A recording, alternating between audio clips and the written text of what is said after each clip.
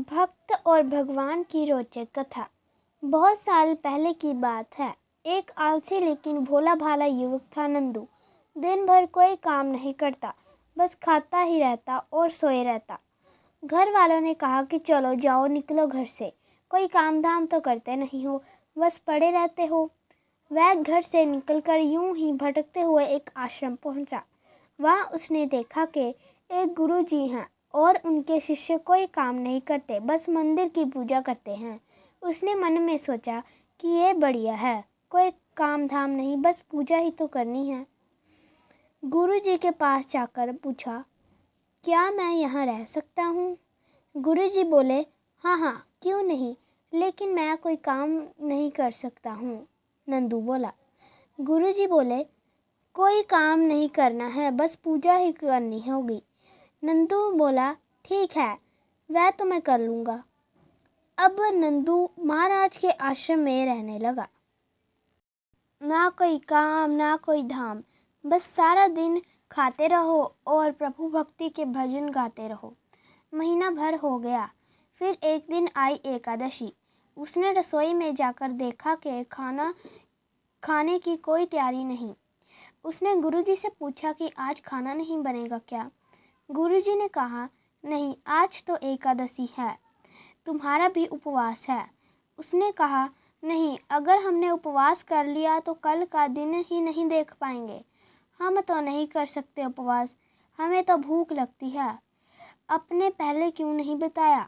गुरुजी ने कहा, ठीक है, तुम ना करो उपवास, पर खाना भी तुम्हारे लिए कोई नहीं बनाएगा, तुम खुद बना लो।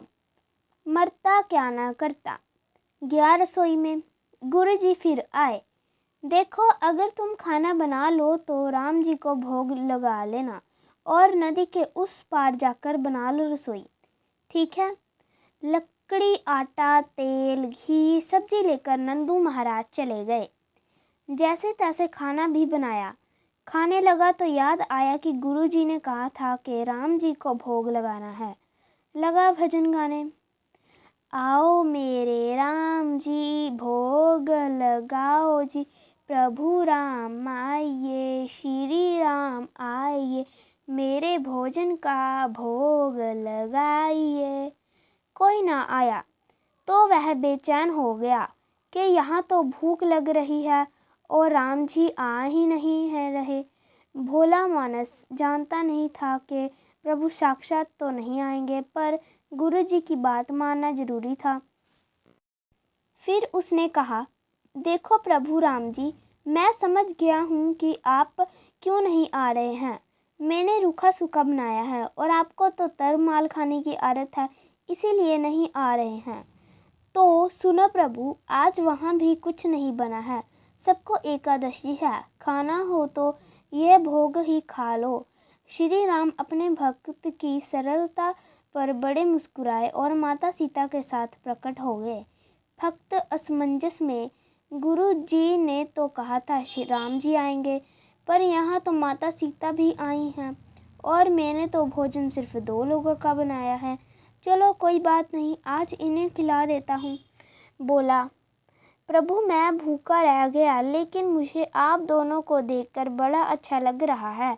लेकिन अगली एकादशी पर ऐसा ना करना, पहले बता देना कितने जन आ रहे हैं, और हाँ, थोड़ा जल्द आ जाना। राम जी उसकी बात पर बड़े मुग्ध हुए, प्रसाद ग्रहण करके चले गए। अगली एकादशी तक यह भोला मानस सब कुछ भूल गया। उसे लगा कि प्रभु ऐसे ही आते होंगे और प्रसाद ग्रहण करते होंगे। फिर एकादशी आई। गुरुजी से कहा, मैं चला अपना खाना बनाने, पर गुरुजी थोड़ा ज़्यादा अनाज लगेगा, वहाँ 2 लोग आते हैं। गुरुजी मुस्कुराए और मन में बोले, भूख के मारे बावला है, ठीक है, ले जाओ और अनाज ले जाओ। अब की बार उसने 3 लोगों का खाना बनाया। फिर गुहार लगाई, प्रभु राम आइए, सीताराम आइए, मेरे भोजन का भोग लगाइए। प्रभु की महिमा भी निराली है। भक्त के साथ कौतुक करने में उन्हें भी बड़ा मज़ा आता है। इस बार वह अपने भाई लक्ष्मण, भरत और शत्रुघ्न को लेकर आ गए। भक्त नंदू को चक्कर आ गए। यह क्या हुआ? एक का भोजन बनाया तो दो आ गए। आज दो का खाना ज़्यादा बनाया तो पूरा खानदान आ गया। लगता है आज भी भूखा ही रहना पड़ेगा। सबको भोजन लगाया और बैठे बैठे देखता रहा। अनजाने में ही उसकी भी एकादशी हो गई। फिर अगली एकादशी आने से पहले गुरुजी से कहा, गुरुजी, ये आपके प्रभु राम जी अकेले क्यों नहीं आते? हर बार कितने सारे लोग ले आते हैं। इस बार अनाज ज़्यादा देना। गुरुजी को लगा कहीं ये अनाज तो नहीं बेचता, देखना पड़ेगा जाकर। भंडार में कहा, इसे जितना अनाज चाहिए दे दो, और छुपकर उसे देखने चल पड़े। इस बार नंदू ने सोचा, खाना पहले नहीं बनाऊंगा, पता नहीं कितने लोग आ जाएं। पहले बुला लेता हूँ फिर बनाता हूँ। और टेर लगाई, प्रभु राम आइए, श्री राम आइए, मेरे भोजन का भोग लगाइए। सारा राम दरबार मौजूद। इस बार तो हनुमान जी भी साथ आए हैं, लेकिन यह क्या, प्रसाद तो तैयार ही नहीं है। भक्त ठहरा बोला, प्रभु इस बार मैंने खाना नहीं बनाया। प्रभु ने पूछा, क्यों? भक्त नंदू बोला, मुझे मिलेगा तो नहीं, क्या फ़ायदा फिर बनाने का, आप ही बना लो और खुद ही खा लो।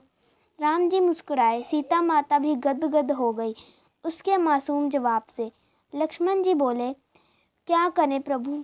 प्रभु बोले, भक्त की इच्छा है, पूरी तो करनी ही पड़ेगी, चलो लग जाओ काम पे। लक्ष्मण जी ने लकड़ी उठाई। माता सीता आटा छानने लगी। भक्त एक तरफ बैठकर देखता रहा। माता सीता रसोई बना रही थी तो कई ऋषि मुनि व यक्ष गंधर्व प्रसाद लेने आने लगे। इधर गुरुजी ने देखा कि खाना तो बना नहीं, भक्त एक कोने में बैठा है। गुरुजी ने पूछा, बेटा क्या बात है, खाना क्यों नहीं बनाया? बोला, अच्छा किया गुरुजी आप आ गए, देखिए कितने सारे लोग आते हैं प्रभु के साथ। गुरुजी बोले, मुझे तो कुछ नहीं दिख रहा तुम्हारे और अनाज के सिवा। भक्त ने माथा पकड़ लिया। एक तो इतनी मेहनत करवाते हैं, प्रभु भूखा भी रखते हैं, और ऊपर से गुरुजी को दिख भी नहीं रहे। यह और बड़ी मुसीबत है। प्रभु से बोले, आप गुरुजी को क्यों नहीं दिख रहे हैं? प्रभु बोले, मैं उन्हें नहीं दिख सकता। बोला, क्यों? वो तो बड़े पंडित हैं, ज्ञानी हैं, विद्वान हैं, उन्हें तो बहुत कुछ आता है, उनको क्यों नहीं दिखते आप? प्रभु बोले, माना कि उनको सब कुछ आता है, पर वह सरल नहीं है तुम्हारी तरह, इसीलिए उनको नहीं दिख सकता। नंदू ने गुरुजी से कहा, गुरुजी प्रभु कह रहे हैं कि आप सरल नहीं हैं, इसीलिए आपको नहीं दिखेंगे। गुरुजी रोने लगे और कहने लगे कि वाकई मैं सब कुछ पाया, पर सरलता नहीं पा सका तुम्हारी तरह, और प्रभु तो मन की सरलता से ही मिलते हैं।